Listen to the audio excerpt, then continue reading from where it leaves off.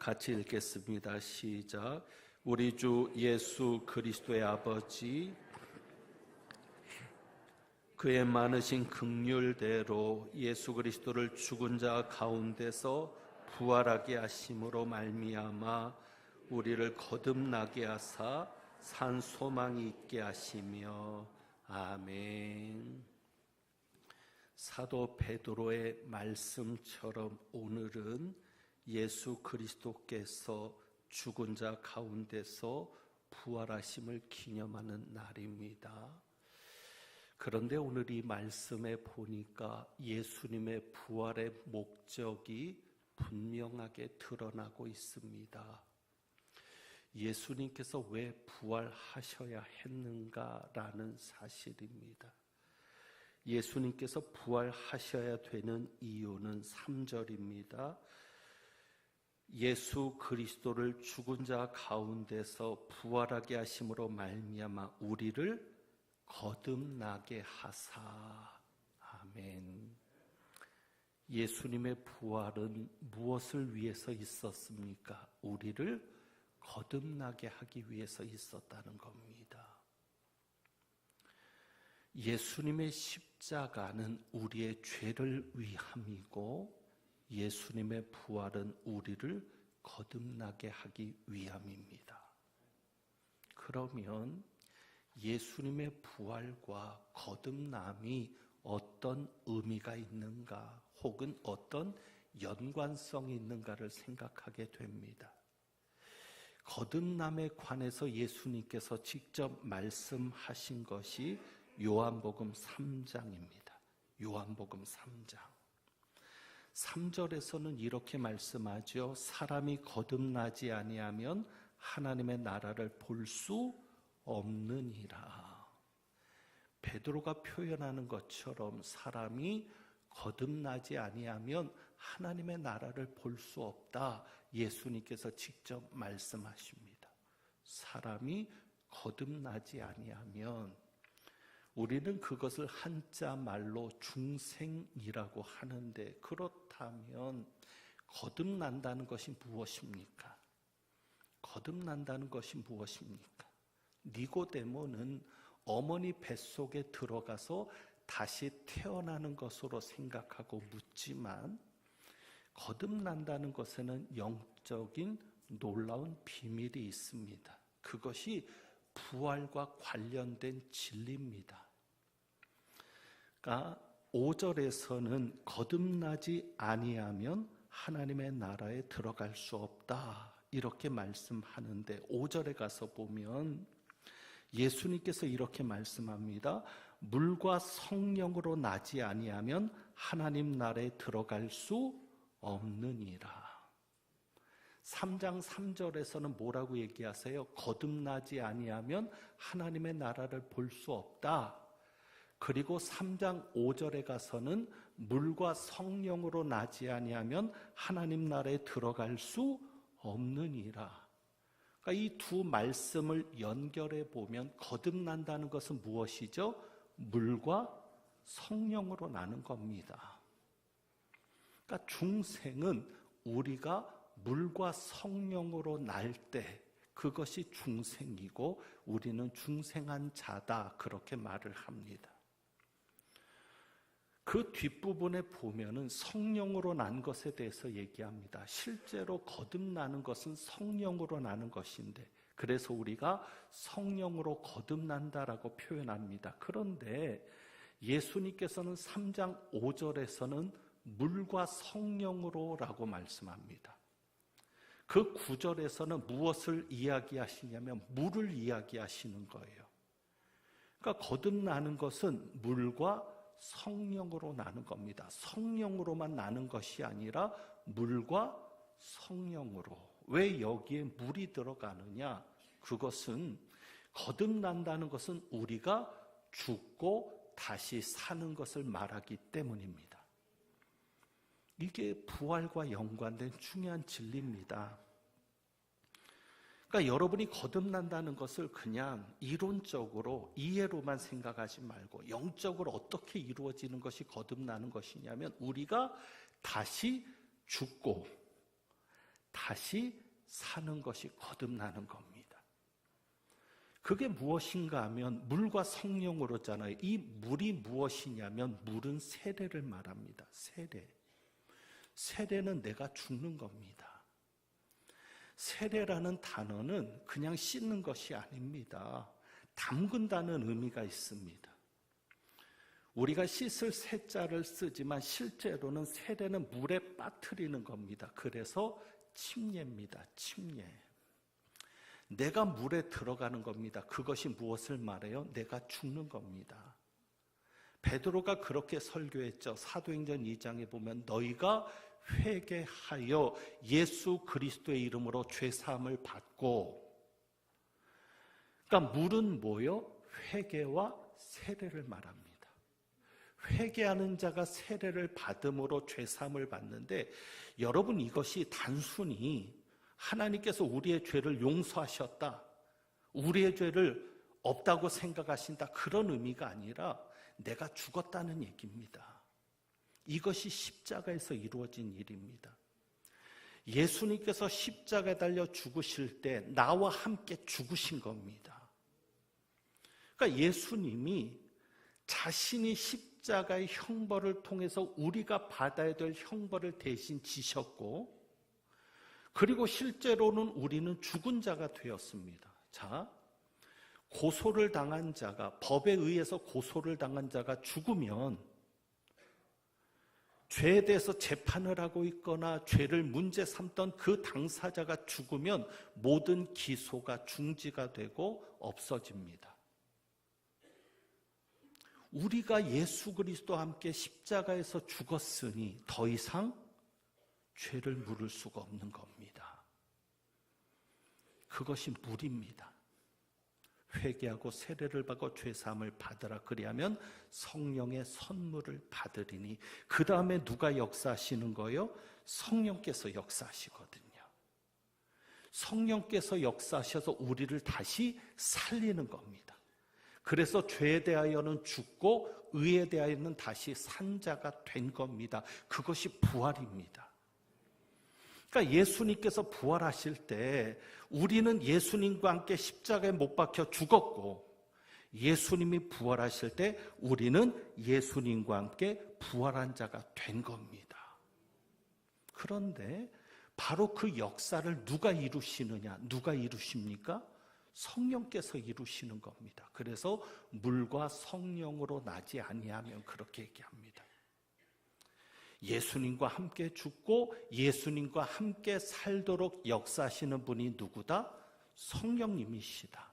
그래서 성령으로 난 자마다 이렇게 성령으로 태어났다라고 얘기하는 것은, 성령으로 태어났으니까 태어난 자에게는, 혹은 태어난 아기에게는 무엇이 주어지죠? 생명이 주어지잖아요. 그러니까 성령으로 났다라는 얘기는 성령께서 나를 다시 살리셔서 새 생명을 주셨다는 얘기입니다. 그러니까 태어났다라는 말을 하는 겁니다. 내가 다시 산 자가 되었기 때문에, 내가 다시 새로운 생명을 받은 자가 되었기 때문에, 그래서 그리스도 안에 있으면 새로운 피조물이라고 얘기하는 것은 우리가 다시 살아난 자가 되었다는 겁니다. 그러니까 부활과 무엇이 관련이 있는 거예요? 거듭남이 관련이 있는 겁니다. 예수님께서 부활하심으로 우리가 거듭나게 되었는데, 그 말씀은 뭐예요? 성령께서 우리를 다시 살리셨다는 겁니다. 그래서 우리가 새 생명을 가진 자가 되었고 새 사람으로 다시 사는 자가 되었다는 겁니다. 그러니까 거듭난다고 하는 것은, 중생이라고 하는 것은 철저히 누구의 역사입니까? 성령의 역사입니다. 그래서 요한복음을 통해서 예수님께서 그것을 가르치는 겁니다. 성령으로 나지 아니하면 성령께서 역사하신다는 거죠. 그런데 오늘 베드로전서 1장 23절에 보니까 성령께서 우리를 거듭나게 하실 때 사용하는 도구가 있습니다.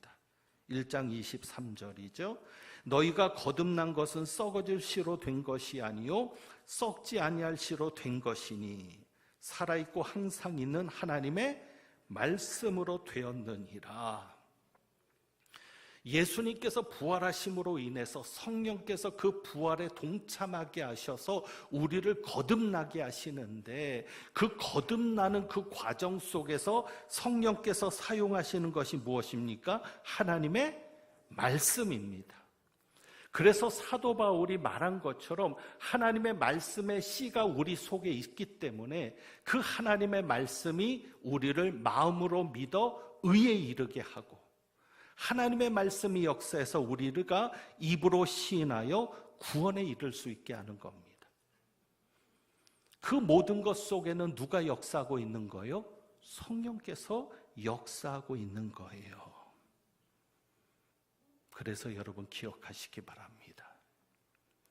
부활이 믿어지고, 내가 하나님의 자녀인 것이 믿어지고, 내가 오늘 죽어도 천국 갈 자임이 믿어지는 것은 성령께서 언제인지는 기억나지 않을지라도 한 번은 내가 완전히 그리스도 안에서 죽고 그리스도 안에서 다시 사는 거듭남의 역사를 성령께서 이루셨기 때문이라는 겁니다. 그리고 성령께서 무엇을 통해서요? 말씀을 통해서 역사하셨다는 겁니다. 그래서 이러한 사실을 믿는 사람은 거듭난 겁니다. 여러분에게는 새 생명이 있는 자가 된 겁니다. 그런데 우리가 거듭난 것으로만 만족할 수 있는가? 새 생명을 가진 자가 된 것으로 만족할 수 있는가? 중요한 것이 더 있죠. 우리에게 남아있는 것이 더 있습니다. 그것을 베드로는 구원이라고 표현합니다. 2장 2절. 그러니까 우리는 예수를 믿음으로 구원받은 자입니다. 그런데도 불구하고 구원이 필요합니다. 그것은 우리가 예수를 처음 믿을 때 받은 구원과는 다른 구원이기 때문입니다. 그 구원이 무엇이죠? 갓난아기들 같이 순전하고 신령한 젖을 사모하라. 이는 그로 말미암아 너희로 구원에 이르도록 무엇을 하게 하려 함이라. 자라게 하려 함이라. 우리가 성장해서 이루어야 될 구원이 있는 겁니다. 내가 구원을 받았기 때문에 생명을 가진 자잖아요. 그러면 아기가 태어났으면 이제 자라야 되잖아요. 태어나기가 자라지 않고 그대로 있으면 그건 죽음입니다. 죽은 것 같은 겁니다. 아기는 100일이 되면 100일이 되는 만큼, 돌이 되면 돌이 되는 만큼 성장해야 합니다. 우리도 마찬가지입니다. 그래서 어디에 이르도록? 구원에 이르도록. 우리가 아이들로 생각하면 어른이 되도록 성장해야 되고, 우리는 구원에 이르도록 성장하는 겁니다. 그 구원은 바로 온전한 구원이죠. 성화를 얘기합니다. 거룩함을 얘기하고요. 예수 그리스도의 장성한 분량에 이르도록 성장해 가는 것을 말합니다. 그래서 우리에게는 성장이 필요합니다. 그러니까 우리는 예수님의 생명, 영생을 가진 자인데, 영생을 가진 자가 성장하기 위해서 필요한 것이 무엇입니까? 2절에 보면 갓난아기들 같이 순전하고 신령한 젖을 사모하라. 이게 무엇이죠? 하나님의 말씀. 그러니 우리가 믿음 생활할 때 정말 중요한 것은 하나님의 말씀이에요. 하나님의 말씀이 우리를 거듭나게 합니다. 하나님의 말씀이 우리를 거듭나게 합니다. 왜? 23절에 보세요. 너희가 거듭난 것은 썩어질 씨로 된 것이 아니요 썩지 아니할 씨로 된 것이니 살아있고 항상 있는 하나님의 말씀으로 되었느니라. 하나님의 말씀이 우리 속에 씨로 뿌려져 있는데 성령께서 그것을 가지고 역사하셔서 믿음으로 거듭나게 하시거든요. 그러면 그 다음부터는 또 성령께서 우리에게 무엇을 먹이세요? 하나님의 말씀을 먹이세요. 그래서 하나님의 말씀을 먹는 자는 구원에 이르도록 자라게 됩니다. 그래서 우리가 사모해야 될 것이 무엇이에요? 하나님의 말씀이에요. 여러분이 교회 생활을 얼마나 하셨는지 모르겠습니다. 처음 하시는 분도 있을 거고 10년, 20년, 30년 혹은 모태신앙은 나이만큼 교회 생활을 하셨을 겁니다. 그러면 중요한 것은 내가 교회 생활, 신앙 생활을 한 만큼 성장했는가 한번 돌아보시죠. 여러분이 예수를 믿고 변화된 것이 있습니까? 달라진 것이 있습니까? 여러분이 예수를 믿고 정말 성장한 것이 있습니까? 만약에 내가 예수를 믿었는데도 변화가 없고 성장한 것이 없다면 둘 중에 하나입니다. 첫째는 내가 아직 거듭나지 못했다는 것입니다. 태어나지 못한 사람은 성장하는 게 없죠. 그냥 육신으로만 있는 겁니다. 또 하나는 내가 거듭났는데도 성장하지 못했다. 그러니까 부모가 자식을 낳았는데 이 자식이 개월수에 맞게 몸무게도 나가고 키도 커져야 되는데 그러지 못한다면 얼마나 근심이 되겠습니까? 혹은 우리가 그런 자는 아닌가? 분명히 거듭난 것은 사실인데 내가 예수를 분명히 믿는데 내가 하나님의 자녀인 것을 분명히 확신하는데 그런데 성장하지 못하고 있다. 그렇다면 뭔가 문제가 있다는 것이죠. 어디에서 문제를 찾아야 합니까? 1절입니다. 1절에 보면 그러므로 모든 악독과 모든 기만과 외식과 시기와 모든 비방하는 말을 버리고. 매 주일마다 설교를 듣는데 왜 변화가 일어나지 않을까? 성경을 그렇게 많이 읽는데 왜 나는 달라지지 않을까? 하나님의 말씀을 묵상한다고 하는데 왜 나는 그대로일까? 문제는 어디 있어요? 2장 1절에 보면 이게 다 연결되는 거거든요. 그러므로 그랬으니까 2장이 따로 떨어져 있는 말씀이 아닙니다. 1장과 연결되는 거죠. 거듭나는 것은 하나님의 말씀으로 되었고 그 다음에 이제 사모해야 되는데 무엇을 사모해요? 하나님의 말씀을 사모해야 되는데 사모할 때에 이루어져야 될 행동이 있습니다. 그게 무엇이죠? 2장 1절 버리고 사모하라는 겁니다. 여러분이 얼마나 버리셨습니까? 우리는 단순하게 이렇게 생각해 볼 수 있어요. 여러분이 밥을 먹기 전에 과자를 먹으면 밥을 제대로 못 먹습니다. 입맛이 없어서요. 우리가 정말 먹어야 될 것은 하나님의 말씀인데 세상의 달콤한 것 때문에 하나님의 말씀이 내게 안 들어오는 것은 아닌지, 쓸데없는 것으로 배가 부르면 밥이 안 들어가요. 혹시 내 속에 엉뚱한 것, 쓸모없는 것으로 가득 채워져서 내 속에 말씀이 자리할 수 없는 것은 아닌지, 돌짝밭 같은 마음일 수 있고 가시떨기가 내 속에 가득 채워져 있어서 그래서 하나님의 말씀이 역사할 자리가 없는 것은 아닌지. 그래서 우리에게 필요한 것이 무엇입니까? 버려야 합니다. 여러분에게 버릴 것이 무엇입니까? 그것을 버리며 하나님의 말씀을 사모할 때 그 말씀이 여러분을 성장하게 하는 생명의 양식이 되는 겁니다.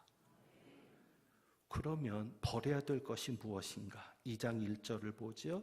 버려야 될 것이 나옵니다. 첫째는 무엇을 버리라고 하죠? 모든 악독을 버려라.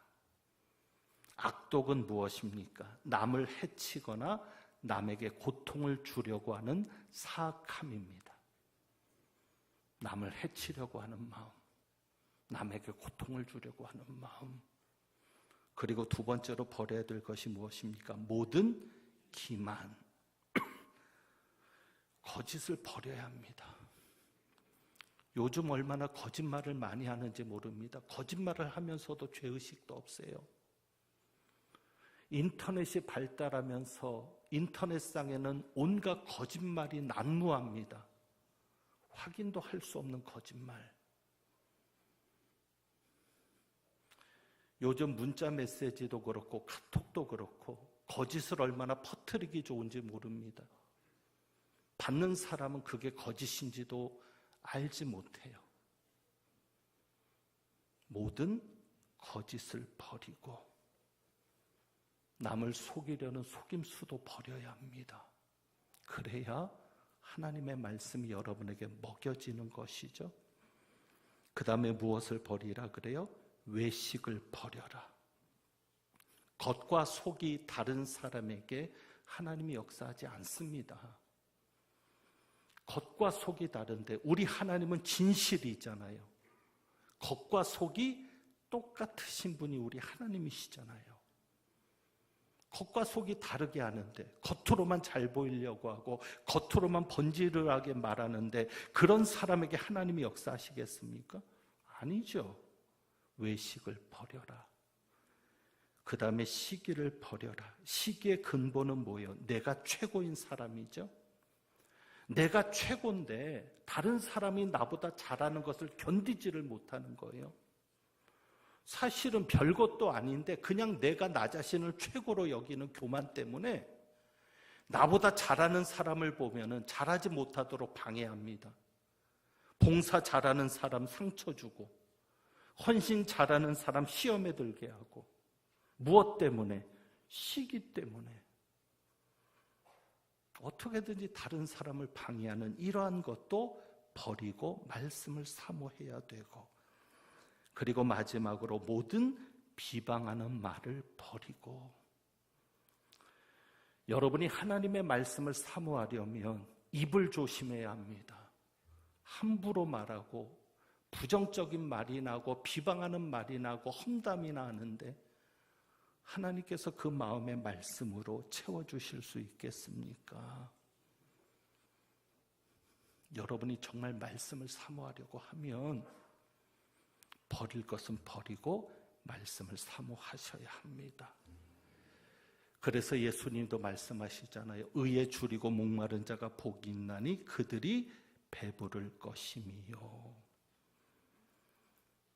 결국 우리에게 이런 것들이 있으니까 성장하지 못하는 거죠. 그러면 반대로 성장하는 사람이 누구냐? 이런 것이 없는 사람이 성장하는 사람입니다. 무엇이 없는 사람이요? 악독이 없는 사람이에요. 악함이 없어요. 선함만 있어요. 기만이 없어요. 늘 진실을 말하려고 애쓰고 진실되게 살려고 애써요. 외식이 없어요. 겉과 속이 일치합니다. 시기가 없습니다. 모든 비방하는 말보다는 격려하는 말, 칭찬하는 말, 힘이 되는 말만 하려고 합니다. 이런 분들은 보지 않아도 그 믿음이 성장하고 있다, 아니다. 성장하고 있다. 이제 정리하면 우리는 예수님과 함께 죽고 예수님과 함께 다시 산 자가 되었습니다. 부활은 거듭남입니다. 우리에게는. 우리는 다시 태어난 자입니다. 성령으로부터 새 생명을 받은 자입니다. 그러면 이제 성장해야 합니다. 내가 성장하기 위해서는 내 속에서 이런 것들을 버릴 수 있어야 합니다. 다음 주일은 저희 교회에서 항존직 선거가 있는 주일입니다. 요즘 노예일 때문에 제가 참 힘든데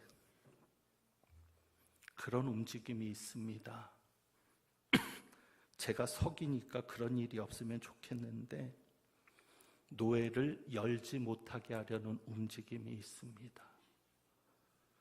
여러분 기도해 주시는데 만약에 노예가 열리지 못하면 다음 주일 선거에서 장로 선거는 할 수가 없습니다. 그런데 장로 선거는 못하더라도 하나님 뜻대로 되겠죠. 정말 기도할 것밖에 없더라고요. 왜? 설득으로도 안 되고 이해로도 안 됩니다. 사실을 얘기해도 사실로 받아들여지지도 않고요. 정말 기도할 것밖에는 없는데 장로 선거는 못하더라도 안수집사, 권사 선거는 진행이 될 것입니다. 지난번 가을에 일꾼을 뽑지 못했기 때문에 이번은 일꾼을 세워야 하는데 광고를 한 주 전에 합니다. 한 달 전부터 하자고 하는 그런 얘기도 있었는데 이미 저희가 가을에 투표를 할 때 여러분 살펴볼 분들은 다 살펴봤죠. 이미 마음속에 있는 분들이 있어요. 그러니까 광고를 그렇게 오래 할 필요가 없고요. 광고가 길어지면 부작용이 생기는데 어떤 부작용이 생기죠? 선거 운동을 합니다.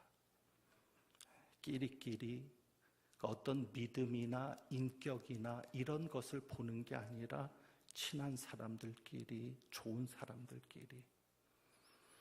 그래서 여러분들이 투표할 때 그냥 평소에 보아오셨잖아요. 어떻게 믿음 생활하는지, 교인의 의무는 잘 감당하고 있는지 평소에 보셨으니까 그냥 우리가 법의 규칙대로 일주일 전에 공동의회 광고하고 그리고 투표를 진행할 겁니다. 여러분이 투표를 할 때 기왕이면 우리 교회에 갓난 아기들 같은 일꾼을 세워서는 안 될 줄 압니다. 그렇잖아요. 갓난 아기들한테 이 교회를 맡길 수 있겠어요? 어른한테 맡겨야죠. 장성한 일꾼들한테 맡겨야죠. 그래야 어떤 어려움이 있어도 든든하게 교회를 등짐지고 나가지 않겠습니까?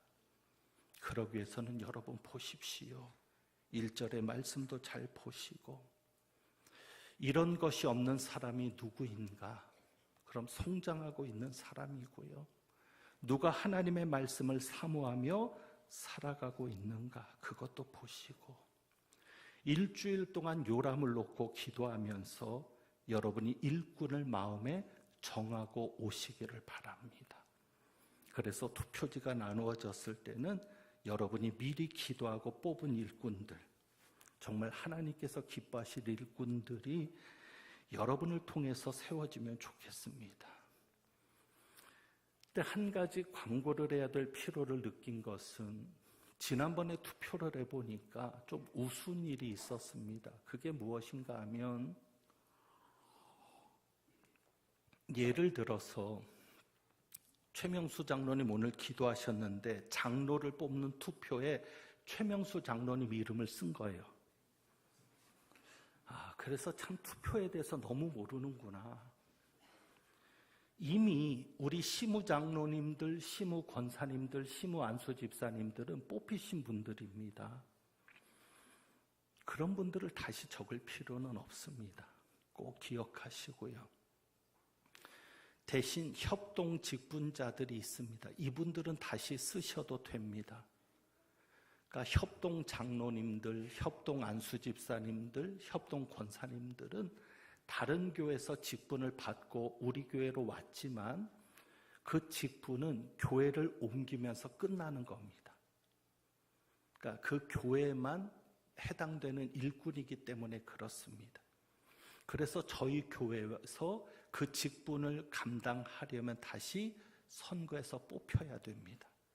그러면 안수받지 않고 그냥 취임만 하면 됩니다. 그래서 협동 직분자들은 여러분이 다시 쓰셔도 됩니다. 하지만 시무라고 되어 있는 요람을 보면 분명하게 구분되어 있으니까 시무라고 되어 있는 분들은 다시 쓰실 필요가 없습니다. 오히려 여러분의 소중한 한 표를 그냥 낭비하는 거니까 유념해 주시고, 이번에 우리 장로님들이 마음을 모아서 기도하는 것이 뭐냐면 이제 우리 교회도 여자 장로님들이 좀 세워지면 좋겠다. 진작부터 이 부분을 좀 강조해 달라는 부탁이 있었는데 이야기를 하지 못했었습니다.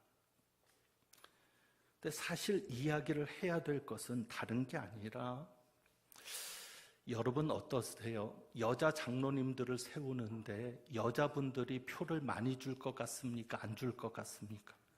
안 줘요. 정말 안 나와요. 시기 때문일까? 무엇 때문일까? 우리 권사님들이 다 후보가 됩니다. 누구나 다 우리 권사님들이 투표해서 기준만 되면 장로로 임직할 수 있습니다. 그런데 여자 장로님들이 사실 우리 교회 안에는 여성도들이 많으니까 그런 분들을 대표하는 여자 직분자들이 세워지면 좋겠는데 의외로 표가 나오지 않습니다. 여러분 이번에는 한번 기도해 보시고 이제는 우리 교회도 지금 여자 장로님들이 세워진 교회들이 많거든요. 우리 교회도 이제는 이런 일꾼들이 좀 세워지면 좋겠다. 여러분이 소망을 가지시고 기도하시는 가운데 세워줄 수 있기를 원합니다. 최소한 한두 명 정도는 이번에 우리 여자 장로님들이 좀 세워지면 앞으로 우리 교회가 더 성장해 가는데 도움이 있지 않을까 생각하는데 여러분 기억해 주시고, 분명히 믿음 안에서는 어린아이도 있고 어른도 있습니다. 우리가 일꾼을 세울 때는 어른으로 세워야 합니다. 그래야 우리 교회가 든든합니다. 위기에서도 흔들리지 않습니다. 여러분 꼭 기억해 주시고, 과연 나의 믿음은 어떤 수준인가? 어린아이 수준인가? 어른의 수준인가? 예수님이 부활하심으로 내가 다시 태어났는데, 내가 다시 성령으로 난 자가 되었는데 이제 나도 성장해야 되는데, 그런 믿음의 성장이 있기를 주님의 이름으로 축원합니다. 그래서 오늘 우리가 이 찬양 드려